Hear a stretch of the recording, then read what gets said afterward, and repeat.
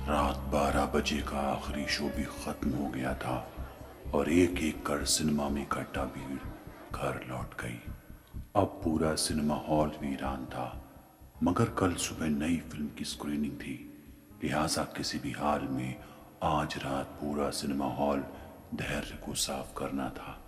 अपनी night duty शुरू करने से पहले उसने अपना खाना खाया और फिर हाथ में झाड़ू लेकर अपने काम पर लग गया। मन में फिल्मी गाने गुनगुनाता धैर्य एक एक कर सिनेमा हॉल में लगे फर्श को चमकाने का काम कर रहा था। तभी अचानक उसे एक अजीब सी आहट महसूस हुई, मानो कोई उसके पीछे भागा हो। धैर्य फौरन उस आवाज की तलाश में लग गया, मगर अब उसे सिर्फ सन्नाटा महसूस हो रहा था। कुछ वक्त और बीता। वो लगभग आधे से ज्यादा सिनेमा घर को साफ कर चुका था और काफी ज्यादा थक भी गया था, लिहाजा अब उसकी सांस फूलने लगी। वो कोने की कुर्सी पकड़कर कुछ देर के लिए लेट गया। अचानक उसे महसूस हुआ जैसे कोई सिनेमा हॉल की सबसे आगे वाली कुर्सी पर बैठा हुआ है, मगर ऐसा कैसे हो सकता है, क्योंकि पूरे हॉल में तो सिर्फ धैर्य ही है। उसने महज इसे वहम समझा और लेट गया।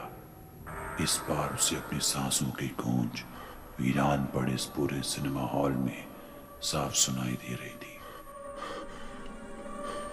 तभी एक एहसास ने उसकी रूह कपा दी।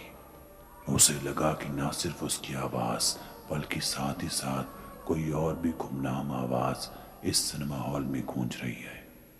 धैर्य कुछ समझ पाता इससे पहले ही उसकी नजर एक बार फिर सामने मौजूद सिनेमा हॉल की उस आगे वाली कुर्सी पर पड़ी, जहां अब एक औरत के बाल लटकते दिख रहे थे। धैर्य ने एक दो बार अपनी आंखें मसली और एक नजर उसे फिर देखने की कोशिश की, मगर अब भी वो औरत जस की तस वहीं बैठी थी। ये देख धैर्य चिल्लाए, अरे कौन है वहां? सिनेमा हॉल बंद हो चुका है, तुम अभी तक यहीं हो, भागो यहां से।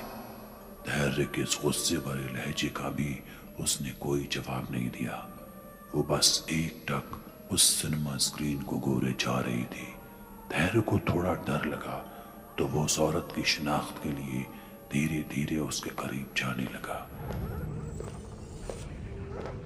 मगर अभी वो उससे चंद कदमों के फासले पर ही था कि अचानक सिनेमा की स्क्रीन चालू हो गई।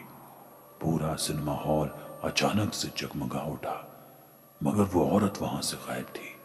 धैर्य को समझ नहीं आ रहा था कि उसके साथ क्या हो रहा है।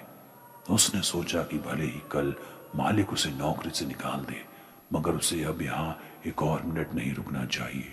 और इसी ख्याल से वो पलटने ही वाला था कि तभी उसे सिनेमा स्क्रीन पर एक भयानक तस्वीर दिखी।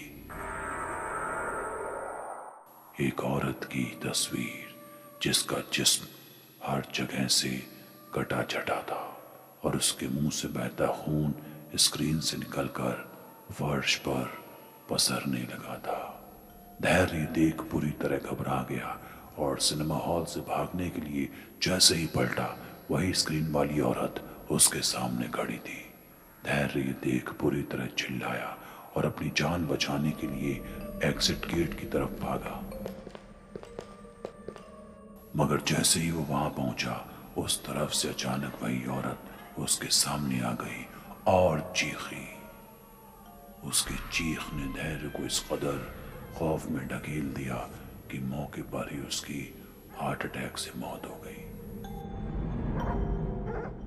अगली सुबह जब सिनेमा के मालिक और बाकी कर्मचारी पहुंचे तो सिनेमा एग्जिट गेट से धैर्य की लाश बरामद हुई। फौरन हंगामा हो गया।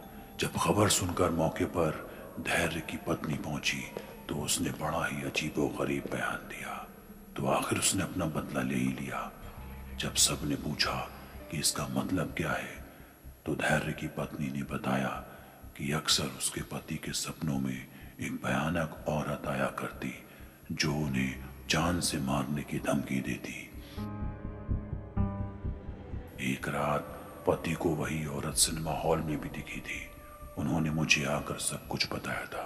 जब मैंने उस औरत के बारे में पूछा तो उन्होंने मुझे करीब 10 साल पहले की एक घटना बताई, जब उन्होंने नाइट शो का फ़ायदा उठाते हुए फिल्म देखने आई एक लड़की के साथ बलात्कार किया था, और फिर किसी को इस हरकत की कानो कान खबर ना पड़े, इसलिए उसे मारकर इसी सिनेमा हॉल के नीचे दफना दिया।